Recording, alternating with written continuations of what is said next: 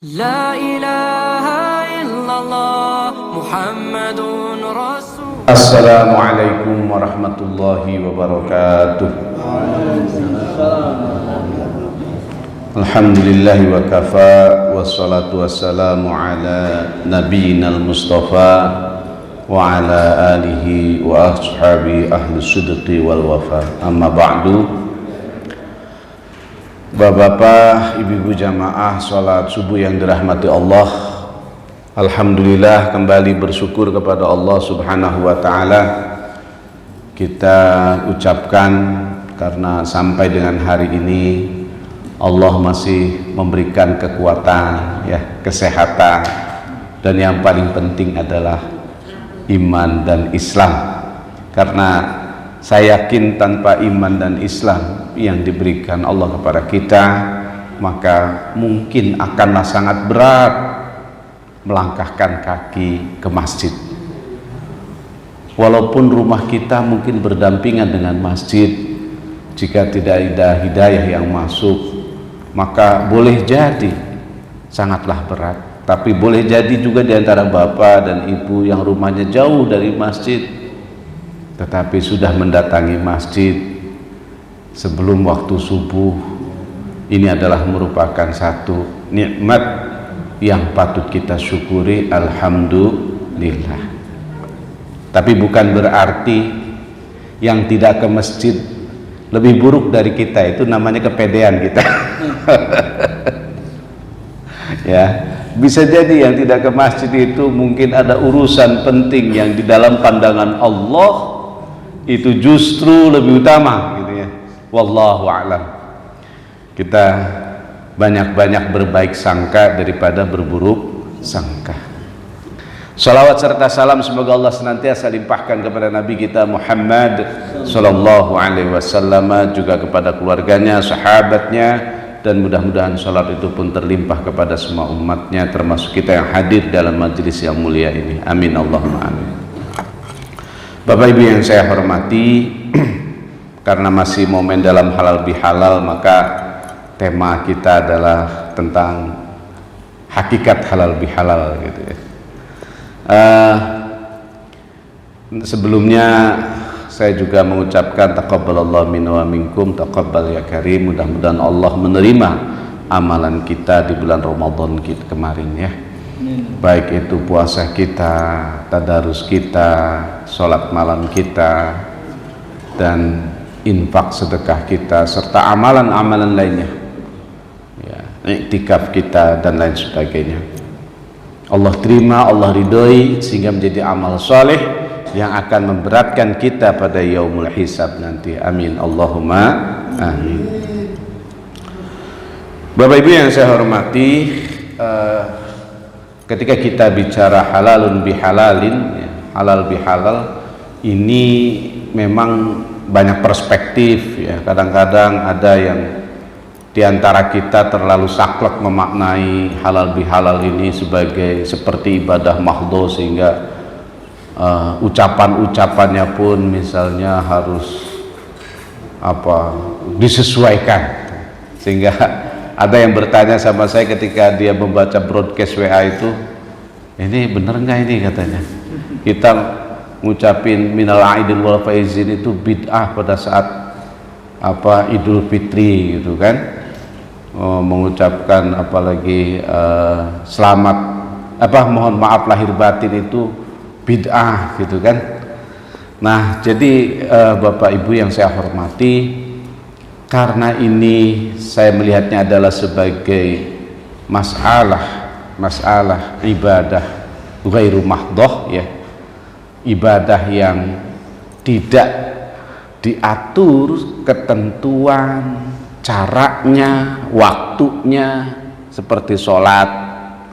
Kalau sholat kita nambah bacaan tidak boleh,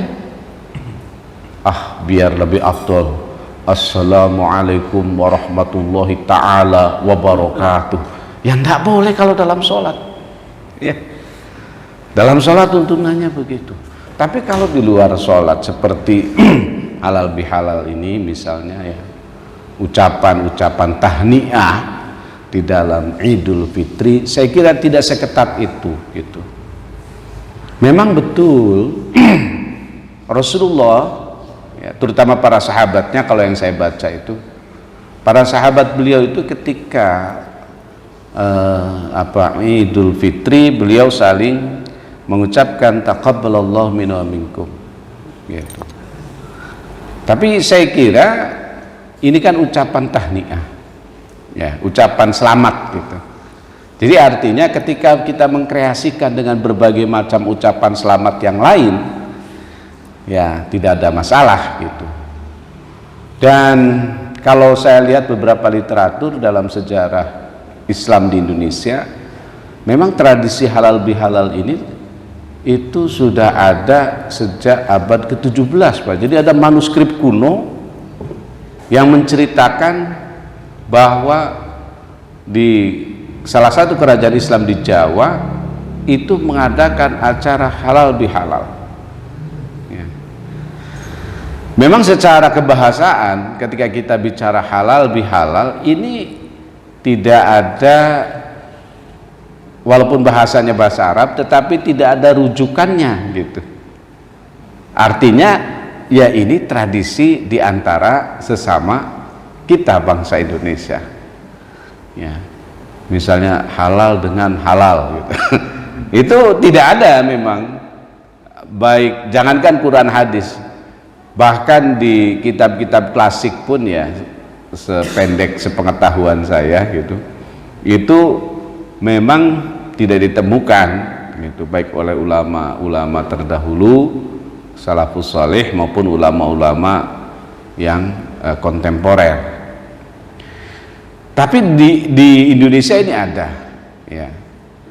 Kemudian bahkan di tahun 1924 ini buktinya otentik, Muhammadiyah itu mengadakan di surat suara Muhammadiyah ucapan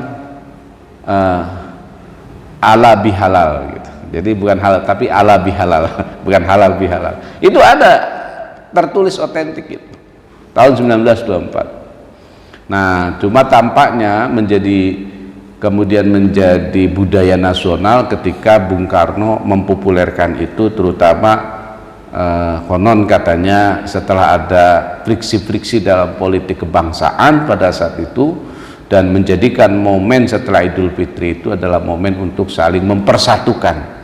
Jadi apa hakikat dari halal bihalal? Inti dari halal bihalal itu adalah silaturahim ya, menyambung rahim. Apa rahim di sini? Rahim ini berasal dari kata rahima yarhamu ya kan. Ada di situ adalah kasih sayang, ada di situ. Kalau rahim sendiri itu kan tempat bertumbuhnya janin gitu. Jadi di antara sesama saudara itu harus saling menyambungkan tali silaturahim. Nah, kritik yang sering kali dikemukakan kan silaturahim nggak harus lebaran gitu ya, nggak harus Idul Fitri. Silaturahim itu harus kita lakukan setiap saat, setiap waktu. Betul, tidak ada yang salah gitu. Tetapi ketika menjadikan momen lebaran dan Idul Fitri ini sebagai momen silaturahim, momen saling bertemu, itu juga saya kira tradisi yang baik ya. Jadi kalau ini tradisi yang baik, kemudian juga bukan bagian dari ibadah mahdhoh, maka mengapa kemudian hal-hal seperti ini dikritisi dengan cara-cara atau penghakiman yang tidak bijaksana ya. Nah, kalau misalnya sudah dibilang bid'ah itu kan rasa-rasanya gitu. Jadi oleh karena itu Bapak Ibu yang saya hormati, prinsipnya adalah memang silaturahim. Kemudian mohon maaf lahir batin. Ini ada lagi kan minal aidin wal faizin gitu ya. Itu sebenarnya adalah doa gitu. Dan memang tidak ada rujukannya, jangankan Quran hadis Bapak Ibu. Artinya rujukan secara letterlek ya. Kalau secara makna saya kira banyak.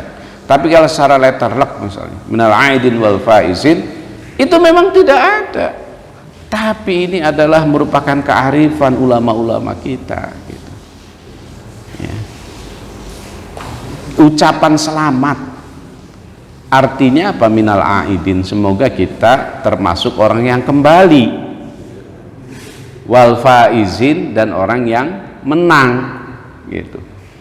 Jadi maksudnya apa? Al-aidin wal faizin, kembali dan menang. Nah, di sini kan ada makna-makna memang yang sesuai dengan perjalanan kita di ibadah Ramadan. Dalam ibadah Ramadan itu memang kita supaya apa? Supaya kembali, ya, kembali kepada fitrah kita gitu. Kan kata Rasul, man shoma ramadhana imanan wahtisaban ghufira lahu ma taqaddama min zambi. Siapa saja yang berpuasa di bulan Ramadan, maka ia akan diampuni dosanya. Kan berarti kan kembali. Kembali apa, Pak? Kembali suci. Ya, kembali suci.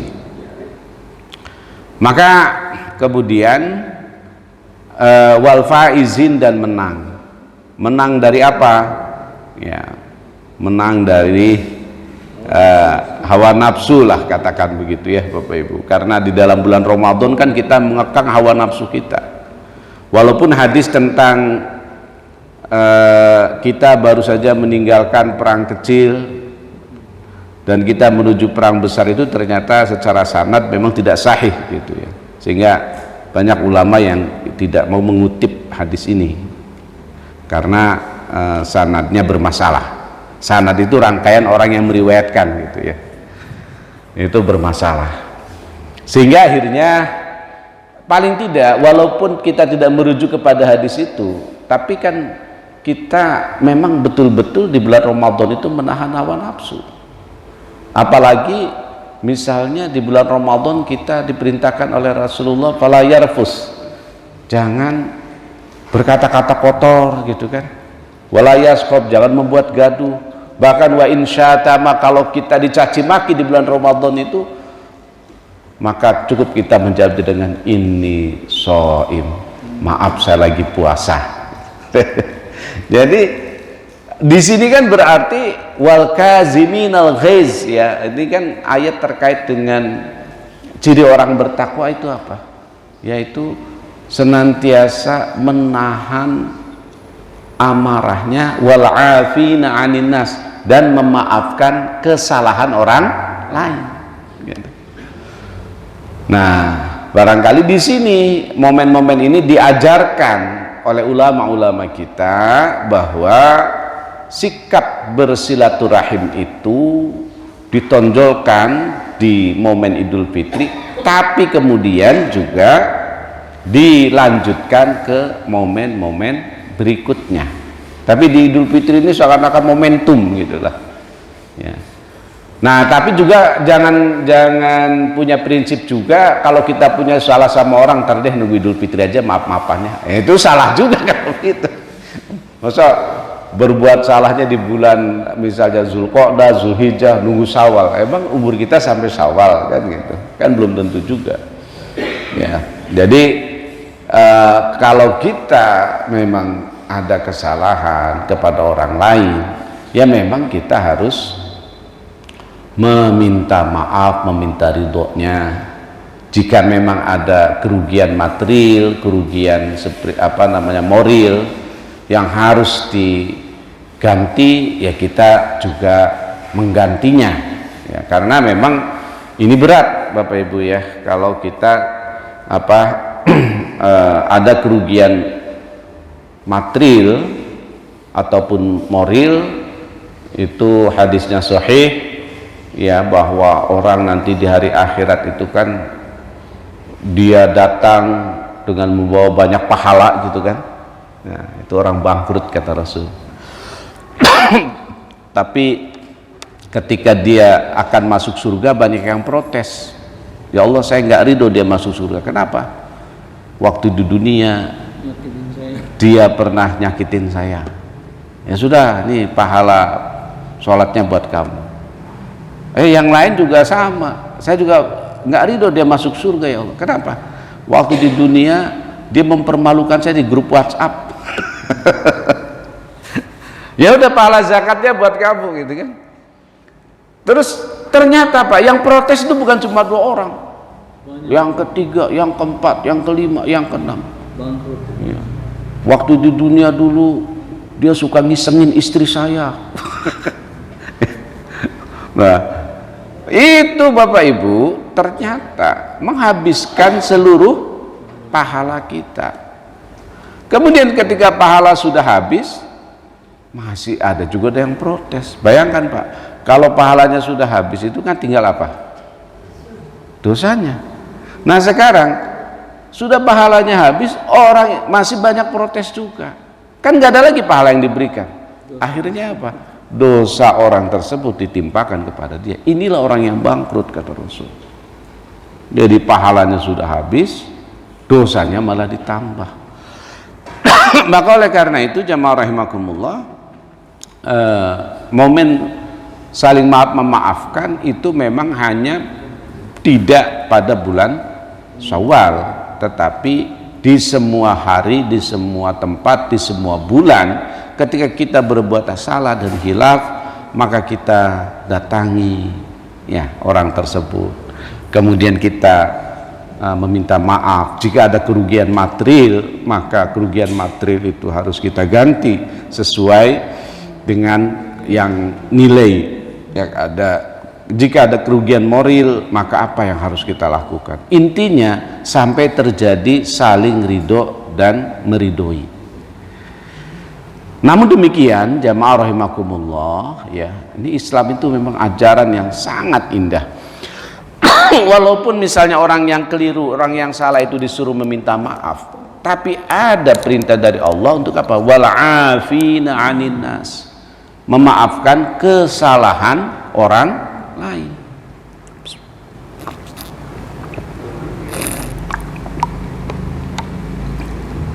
Untuk memaafkan kesalahan orang lain. Gitu. Jadi artinya bahwa di satu sisi orang yang bersalah disuruh minta maaf, tapi di sisi lain orang yang dizolimi diperintahkan oleh Allah untuk memaafkan orang-orang itu. Lebih baik memaafkan itu lebih baik, karena ada hadis juga yang sahih juga Pak, di surga jadi Rasul 3 hari berturut-turut mengatakan kepada jamaah gitu ya, kata Rasul, akan datang calon penghuni surga. Hari pertama tuh Pak, datanglah si fulan. Kemudian hari kedua Rasul mengatakan juga akan datang calon penghuni surga.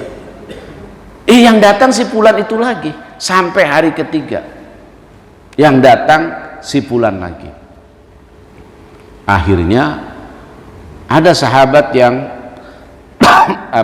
penasaran, apa sih amalan orang ini kok sampai Rasul mengatakan dia calon penghuni surga. Padahal artinya Pak, kalau dari segi ibadah fisik nih kayaknya biasa-biasa aja itu orang gitu, tapi kok sebegitu hebatnya di mata Rasulullah. Akhirnya, dan sahabat yang penasaran itu namanya Abdullah bin Umar radhiyallahu anhuma, anaknya Umar bin Khattab, namanya Abdullah. Akhirnya saking penasarannya Pak, dia akhirnya membuat strategi. Dengan cara apa? Kalau sekarang mah ya penelitian gitu ya, seakan-akan begitu, penelitian yang sifatnya partisipatif gitu. Akhirnya dia datanglah ke rumah fulan itu. Assalamualaikum warahmatullahi wabarakatuh. Fulan, saya ini lagi tidak harmonis dengan istri saya, jadi saya mau bertamu di rumah Anda dulu. Oh ya silahkan. Nah, disiapkanlah segala sesuatunya termasuk kamarnya, karena orang Arab Pak kalau bertamu ya, apalagi dalam hal seperti itu biasanya disiapkan, tradisinya itu 3 hari Pak. untuk makan, minum dan lain sebagainya. Bertamu itu 3 hari disiapkan. Apalagi dia sudah bilang kalau dia sedang tidak harmonis dengan istrinya gitu. Kalau setelah 3 hari gak pulang baru ditanya, ini mau mingguan apa bulanan kan gitu. Enggak Pak, bercanda. 3 hari ya, 3 hari. 3 hari itu diamati dengan secara seksama. Apa sih amalan si fulan itu? Hari pertama, pagi, siang, malam, selesai. Dia tidak menemukan apapun. Hari kedua juga dicermati seteliti mungkin. Ternyata tidak ada keistimewaan apapun dari amalan si fulan yang membedakan dengan amalan sahabat-sahabat lain. Sedekahnya, apanya gitu kan, sholatnya, tadarusnya, muamalah dia dengan istri dan anaknya dan seterusnya. Hari ketiga ternyata ia pun tidak menemukan apapun gitu. Akhirnya di hari terakhir itu dia berkata kepada si fulan dengan jujur, "Fulan, saya mohon maaf. Kenapa? Abdullah, begini, saya ini sebenarnya tidak ada masalah dengan istri saya gitu. Tidak ada masalah dengan istri saya. Saya kemarin mohon maaf, berbohong gitu kan. Terus gimana? Jadi sebenarnya ada hal yang ingin saya tanyakan kepada Anda. Karena selama 3 hari saya mengamati itu tidak menemukan gitu. Apa itu?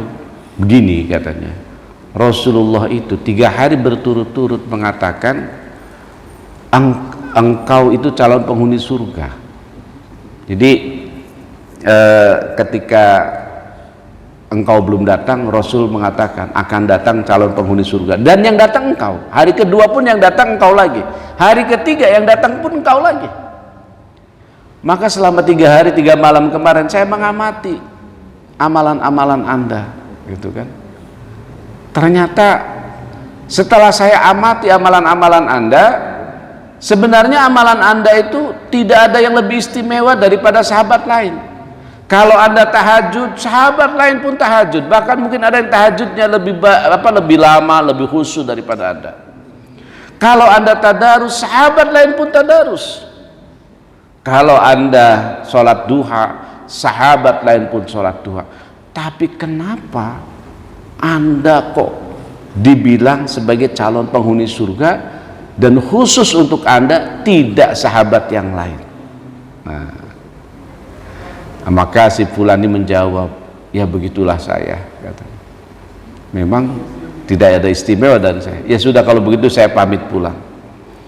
Tapi sebentar wahai Abdullah bin Umar, katanya. Nah, ini dia mengatakan, gimana? Barangkali ini barangkali, katanya.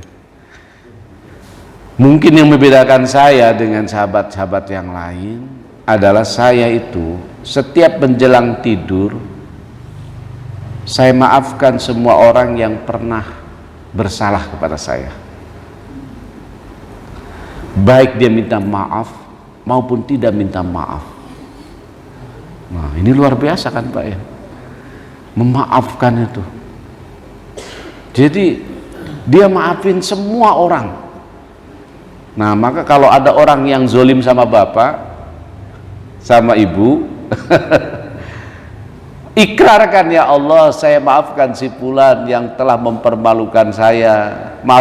Saya maafkan si fulan yang telah mencaci maki saya. Saya maafkan si fulan yang telah menipu saya. Maka itu ternyata amalan yang begitu sangat luar biasa. Jadi ajaran Islam itu sangat luar biasa. Bagi yang bersalah suruh minta maaf, tapi bagi yang pernah dizolimi diperintahkan wal'afina 'anin nas, memaafkan kesalahan orang lain. Gitu. Masya Allah. Jadi memang memaafkan itu kan berat ya Pak ya, apalagi misalnya Bapak dapat warisan lebih kecil gitu kan, begitu dizolimi udah kecil diminta lagi. wah berat sekali walaupun itu saudara kandung misalnya kan, apalagi orang lain gitu ya. Atau bapak misalnya atau ibu sama-sama kerja di satu kantor gitu kan, pekerjaannya bapak mungkin lebih berat tapi bagiannya lebih sedikit gitu. Nah, itu memaafkan seperti ini berat ya. Tapi Allah katakan, Rasul mengabarkan bahwa orang yang mampu memaafkan kesalahan orang lain itu akan ditinggikan derajatnya oleh Allah Subhanahu wa taala.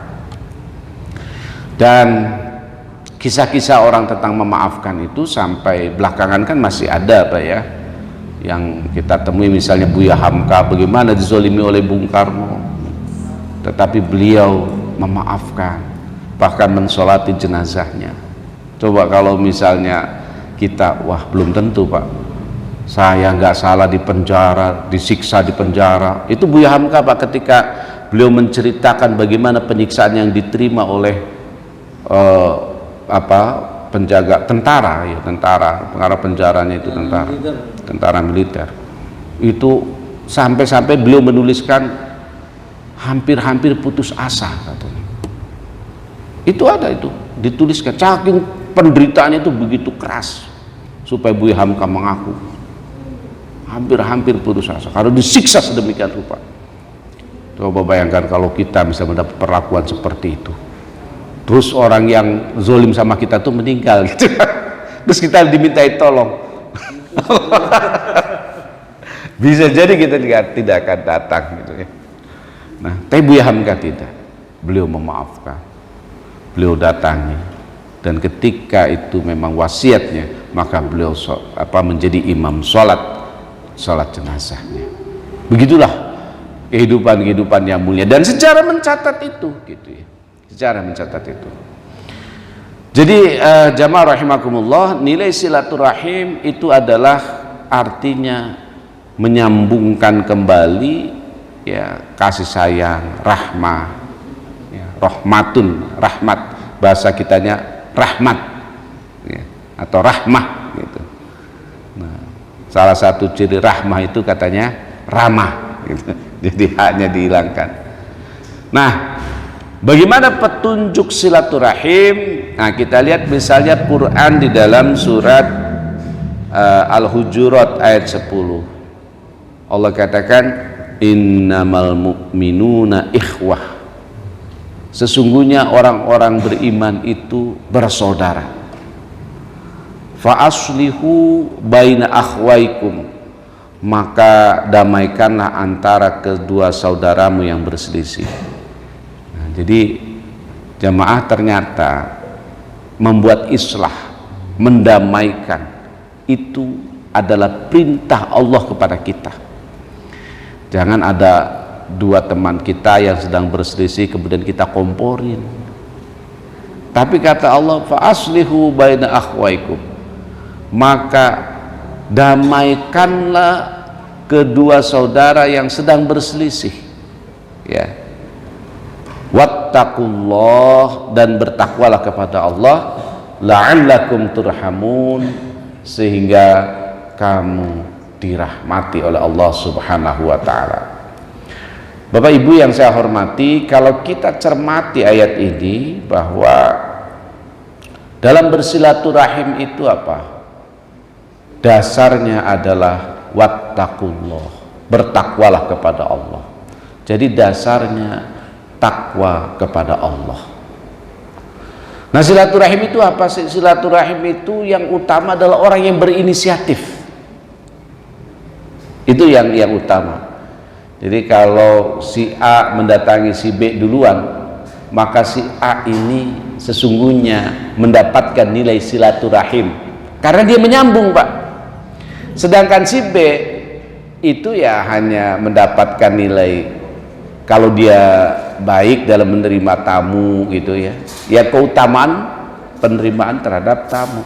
Tapi nilai silaturahimnya sesungguhnya yang mendapatkan si A. Nah, yang inisiatif pertama itu lebih baik. Kalau kita membalas kunjungan, maka yang membalas itu ya nilainya tidak sebaik yang A tadi, karena A itu mengunjungi, terus si B datang ke rumah si A membalas kunjungan, itu nilainya lebih kecil gitu ya. Maka ya kalau sekarang di medsos ya, itu kan kita saling mengucapkan selamat lah gitu ya. Maka kita yang lebih dulu itu jelas lebih utama daripada sama-sama saya juga memaafkan, meminta maaf misalnya ya. Saya juga minta maaf, minal aidin wal faizin dan seterusnya gitu. Nah, terus dasar dari itu semua adalah ketakwaan kepada Allah. Ini kalau dasarnya ketakwaan, jadi artinya apa? Bahwa kita dalam menjalin silaturahim jangan nilai-nilai materialisme yang kita kedepankan. Karena kalau nilai-nilai materialisme yang kita kedepankan, maka silaturahim kita akan berbeda-beda antara satu orang dengan orang lain. Pilih-pilih. Nah, kalau atasan yang menyapa kita, kita ramahnya minta ampun. Tapi kalau bawahan yang menyapa kita, ininya aja, secukupnya saja kita jawabnya. Senyumnya pun tidak selebar ketika kita senyum terhadap atasan kita. Jadi ini berarti ada diskriminasi dalam perlakuan silaturahim. Kenapa? Karena dasarnya nilai-nilai kapitalis. Peradaban kapitalis itu meniscayakan kita kadang-kadang memang dalam posisi-posisi seperti itu, dan kita berada di Jakarta dan sekitarnya ini, kalau tidak mengembalikan pada nilai ketakwaan, maka akan terjadi kemudian nilai-nilai kapitalisme di dalam kehidupan kita dalam bersilaturahim, sehingga kita akan berkunjung kepada orang yang hanya menguntungkan kita. Padahal petunjuk silaturahim misalnya dalam petunjuk Al-Quran, wa atizal qurba haqqahu ya, pertama dari wa qadara rabbuka alla ta'budu illa iyyahu wa bil walidaini ihsana. Yang pertama setelah kita menyembah Allah dengan penuh kekhusyuan, dengan penuh ketundukan, kemudian apa? Wabil walidaini ihsana, birrul walidain, berbuat baik kepada kedua orang tua. Selama kita hidup Pak, kita harus berbuat baik kepada orang tua walaupun orang tua kita sudah meninggal. Apalagi orang tua kita masih hidup. Kalau orang tua kita masih hidup, berbuat baiknya banyak rupa, banyak cara. Ya, kita datangi, kita rawat, kita asuh. Kalau kita tidak merawat, tidak mengasuhnya, karena orang tua itu Pak, dia itu lebih senang di kampungnya, walaupun rumah bapak itu megah, mewah, fasilitasnya lengkap, ada suster, ada macam-macam. Enggak, dia nggak mau. Dia kangen sama musola di kampungnya. Ya, dia kangen rumahnya, dia kangen suasana empang dan lain sebagainya. Coba saja orang tua bapak bisa datang ke rumah bapak, seminggu itu udah gelisah itu, sebulan tuh udah ada aja alasannya itu. Alasannya ada saja, walaupun bapak berikan fasilitas sehebat apapun, orang tua nggak bisa itu. Dan ya itu saya kira sesuatu yang maklum gitu ya. Jadi oleh karena itu maka ya kita berikan juga kebaikan kita untuk orang tua kita itu adalah misalnya di kampung ya apa yang membuat nyaman. Intinya yang membuat nyaman orang tua kita gitu. Jangan menurut kita apa sih bapak ini di kampung kan susah bener begini begitu. Ntar kalau sakit tiba-tiba dokter juga jauh ini. Tapi tidak seperti itu orang tua kita berpikirnya. Maka barangkali ya kita mungkin ketika kita punya rezeki lebih, ya kita bayar orang di sana barangkali untuk melihat bapak kita gitu kan, ibu kita gitu. Bila perlu ya memang untuk membantu sehari-harinya Tapi kadang-kadang orang tua kan nggak mau juga, Pak. Kalau bapak kirim pembantu ke rumahnya, itu bisa udah kamu pulang aja, nggak usah lagi. Ya paling tidak untuk ngawasin, untuk memberitahu gitu, ya. Bagaimana kapan pas memastikan bahwa orang tua kita baik-baik saja. Bagi yang sudah meninggal orang tua kita, bagaimana birrul walidainnya? Banyak cara, ya. Yang pasti mendoakan keduanya. Rabbighfirli wali walidayya warhamhuma kama rabbayani shaghira. Doanya pendek, Pak. Doanya pendek. Tapi itu yang diajarkan oleh Allah Subhanahu wa taala kepada kita. Dan doa itulah yang kemudian akan meringankan kehilafan orang tua kita. Menjadi ringan, Pak. Ya Allah, ampuni dosaku dan dosa kedua orang tua. Sayangi mereka, rahmati mereka. Bapak Ibu, dalam salah satu hadis dinyatakan tidak ada orang yang masuk surga karena amalnya. Orang masuk surga itu karena rahmat Allah. Dan kita minta dalam doa tadi apa? Warhamhuma, ya Allah, rahmati keduanya.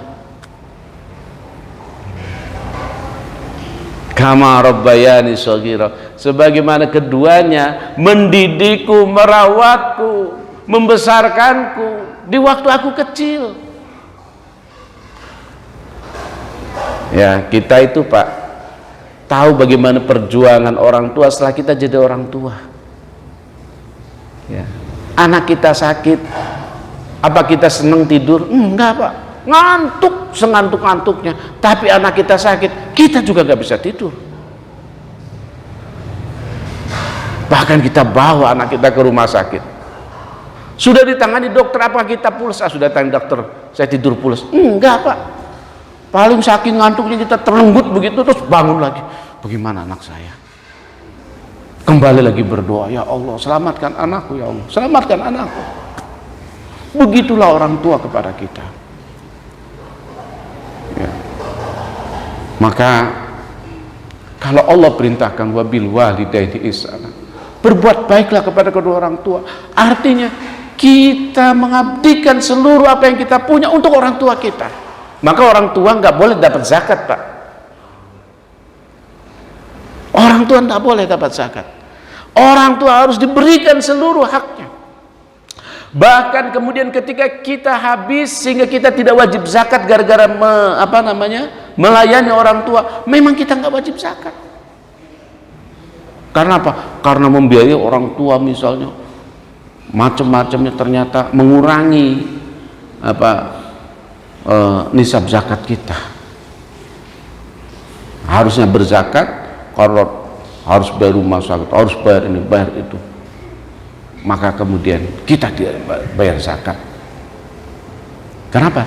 Sudah tidak satu nisab lagi gitu. Ya, misalnya seperti itu. Jadi jamaah rahimakumullah, wabil walidaini ihsana. Yang pertama petunjuk silaturahim adalah kepada kedua orang tua. Apakah kemudian dalam rangka birrul walidain itu mendoakan itu kita harus ke kuburnya? Tidak juga. Ke kubur itu, Pak, ziarah kubur itu sunnah. Kata Rasul, kuntu nahaitukum an ziyaratil kubur. Dulu aku melarang kalian berziarah kubur. Fazuruha, sekarang silahkan berziarah. Tapi tidak kemudian berziarah itu apalagi sampai kayak di kita ya. Oh, saya sih kadang-kadang berziarah kubur menjelang Ramadan, setelah Ramadan itu jarang lah. Lebih banyak repotnya gitu kan, cari parkiran aja susah gitu, macet dan lain sebagainya. Ya, ziarah kubur boleh di hari-hari yang lain.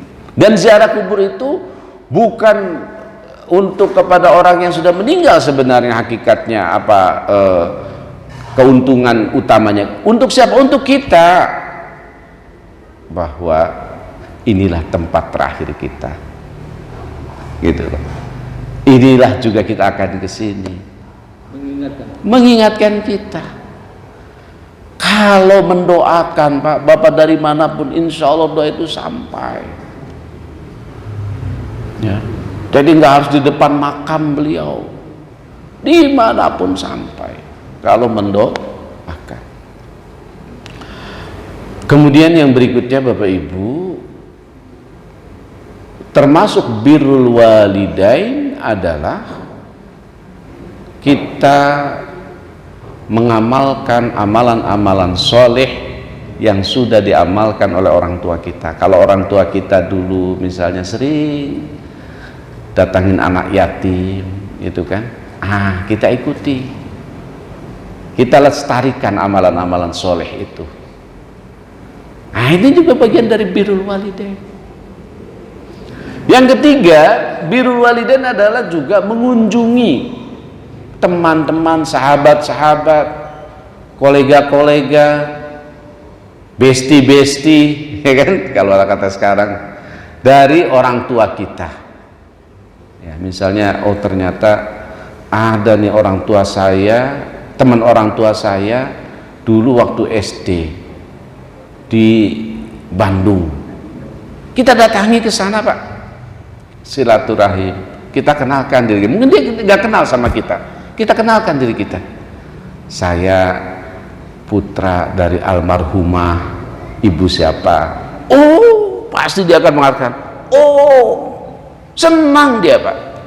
Dan ternyata pahala ini juga akan mengalir kepada orang tua kita.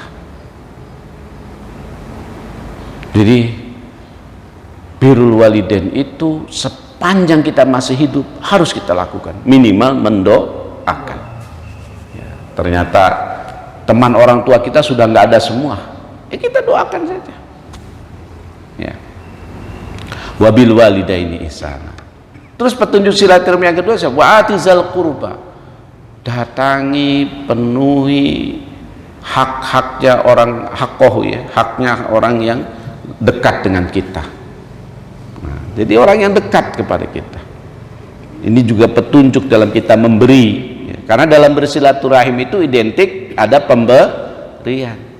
Bapak Ibu, kata Rasul, tahadu tahabbu, ya. Salinglah memberi hadiah, maka kalian akan saling menyayangi. Maka ketika kita datangi orang, itu kita biasanya membawa hadiah, membawa oleh ya, masa mendatangi misalnya tadi teman orang tua kita datang doang memperkenalkan diri doang, itu ya enggak lah, minimal kita bawa apa gitu kan, buah kah, kue kah, syukur-syukur pulangnya kita ngamplopin gitu kan. Nah ya, itu amalan-amalan soleh yang memang ada dampaknya kepada orang tua kita. Begitupun ketika dengan karib kerabat, ya. Siapa orang yang dekat dengan kita? Ya, orang yang dekat dengan kita kalau secara nasab, secara keturunan tentu adalah adik kakak kita. Itu orang dekat kita. Maka kalau dengan orang lain pun kita suruh memaafkan, masa dengan adik dan kakak tidak bisa memaafkan? Gitu. Ya, walaupun juga banyak di keluarga muslim ini Bapak Ibu yang dengan adik kakaknya tidak saling akur gitu. Nah, ini mudah-mudahan jamaah yang ada di sini semuanya tidak ada yang menimpa seperti itu gitu ya. Pak, kesalahan sebesar apapun dengan orang lain yang bukan adik kakak kita suruh memaafkan, apalagi dengan adik kakak kita gitu. Soal kemudian tapi dia serakah, dia ini, dia itu, yakinlah Pak, perbuatan kita itu dibalas oleh Allah. Kalau ada saudara kita yang melakukan keburukan, dia tidak perlu dapat balasan dari Bapak, dia akan dibalas oleh Allah. Innahu la yukhliful mi'ad. Allah itu tidak pernah ingkar janji. Ya, emangnya calon anggota dewan. Ya, iya. Allah nggak pernah ingkar janji. Jadi tidak perlu kita membalas, biar Allah yang membalas kita semua gitu ya. Jadi kalau ada saudara bapak, saudara ibu yang culas dan lain sebagainya, cukup dinasehati. Tidak mempan dinasehati, ya sudah, itu saudara kita. Soal nanti perbuatannya begitu, Allah akan memberikan balasannya. Gitu. Ya. Watizal qurba. Terus kepada siapa lagi? Orang yang dekat dengan kita secara geografis ya tetangga-tetangga kita, Pak. Tangga kanan, tangga kiri, tangga depan, tangga belakang. Tetangga-tetangga ini jangan sampai kita tidak akur dengan tetangga. Apapun permasalahannya ya dengan tetangga, apalagi rumah komplek, Pak ya. Itu kan deket-deketan, kadang satu tembok berdua gitu kan. Tetangga maku kita dengar gitu. Maka yang hal-hal seperti ini ya kita harus maklumi, kita pahami, dia tetangga kita. Bahkan Rasul itu pernah beliau itu mengatakan bahwa saking disuruh berbuat baik kepada tetangga, beliau mengasumsi seakan-akan tetangga itu seperti saudara gitu kan. Ya, jadi ya memang tetangga-tetangga kita kanan kiri depan belakang itu adalah merupakan orang-orang yang harus diberikan haknya ya. Jangan kita dekat sama blok jauh tetapi sama tetangga sendiri tidak pernah nyapa, tidak pernah bersehelo gitu kan ya. Watizal qurba haqqahu baru wal miskin, orang miskin ya. Jadi ini adalah terkait dengan silaturahim didasarkan pada ketakwaan tadi, Pak ya. Ketakwaan. Pak Edi jam berapa ininya, Pak Edi? Udah habis? Udah ya? Baik. Untuk teknis terkait dengan silaturahim bisa Bapak baca nanti di ayat 11. Tadi kan ayat 10 ya, 11, 12 gitu. Sama 13 ya. Sedikit saja barangkali di ayat 11 itu Allah perintahkan kepada kita jangan mengecilkan orang lain, kemudian jangan memberi panggilan-panggilan yang buruk. Apalagi di silaturahim lebaran kadang-kadang ada orang yang sudah lama enggak nikah-nikah, kemudian kita bilang bujang lapuk katanya. Tidak boleh lah Pak ya, ya Bu ya, karena orang yang sudah dewasa, sudah usia umur, kemudian belum nikah itu pasti ada sesuatu. Kalau mau kita tanya secara personal ya. Jangan ini kapan nikahnya ini di depan orang banyak gitu ya. Iya. Itu sederhana, Pak. Sederhana perucapan begitu. Ada misalnya yang suami istri lama tidak punya anak, kita bilang kok masih berduaan aja. Ini juga merupakan hal-hal yang saya kira tidak perlu lah. Kemudian jauhi buruk sangka ya, ini juga untuk silaturahim. Dan tajasus itu kepo ya, pengen tahu gitu, dari mana sih dia dapat, kok dia bisa begini, kok dia bisa begitu, buat apa Pak? Nggak perlu ya Bu ya, nggak perlu. Kemudian gibah ya. Nah, baik Bapak Ibu sekalian, saya kira itu sebagai pengantar terkait dengan halal bihalal dan silaturahim. Selanjutnya saya persilakan Ustadz Amin untuk memandu. Baik, sekalian sudah sama-sama saya dengarkan waktu pagi hari seperti biasa masuk waktu syukur. Jamaah yang sebenarnya mengatakan dalam sebuah tema baik Bu, Ya. nanti kita bertanya ke Pak, biar nanti dijawab sekaligus. Baik. Boleh. Assalamualaikum warahmatullahi wabarakatuh. Waalaikumsalam warahmatullahi wabarakatuh. Kita kan di Jakarta ini Ustaz punya grup, katakan ada buyut, ada grup buyut kita, ada dari pihak ibu, bapak atau istri gitu ya. Akan tapi kita ada komit ini janji di suatu tempat yang tertua. Ternyata mungkin kesibukan kita kan usnuzon Ustaz, tidak boleh suzon kata Ustaz tadi kan. Dia nggak datang saat itu di perkumpulan kita itu. Apakah kita menyampaikan di grup itu mohon maaf lahir batin sudah mencakup itu gitu loh? mohon penjelasan Ustaz. Kalau kita datang juga kadang-kadang tempatnya kan jauh Ustaz, perlu waktu dan lain-lainnya. Ya, ya. Keterangan-keterangannya lain gitu. Barangkali Ustaz bisa memberikan penjelasan apakah memang dengan kata-kata itu sudah cukup atau kita tambah silaturahim tidak memungkinkan juga gitu karena jauh tempatnya. Makanya kita satukan suatu tempat dari yang tertua, dari anak cucu buyut kita atau anak dari mertua kita, saudara mertua kita gitu loh. Mohon penjelasan Ustaz. Terima kasih. Yang lain Pak, kita boleh dulu ada yang bertanya. Terima kasih. Ada lagi? Kalau nggak ada. Baik, untuk langsung Ustaz. Baik, terima kasih Pak Edi. Ini memang persoalan teknis ya. Betul tadi itu ada di kita ini tradisi juga kan, tradisi juga. Ada tradisi di kita itu saudara tertua adalah merupakan terminal, ya terminal untuk pertemuan seluruh keluarga. Sama seperti halal bihalal. Halal bihalal juga terminal untuk pertemuan seluruh warga, ya kan? Kayak saya kira seperti kita di perumahan-perumahan di Jakarta dan sekitarnya termasuk Pamulang gitu ya.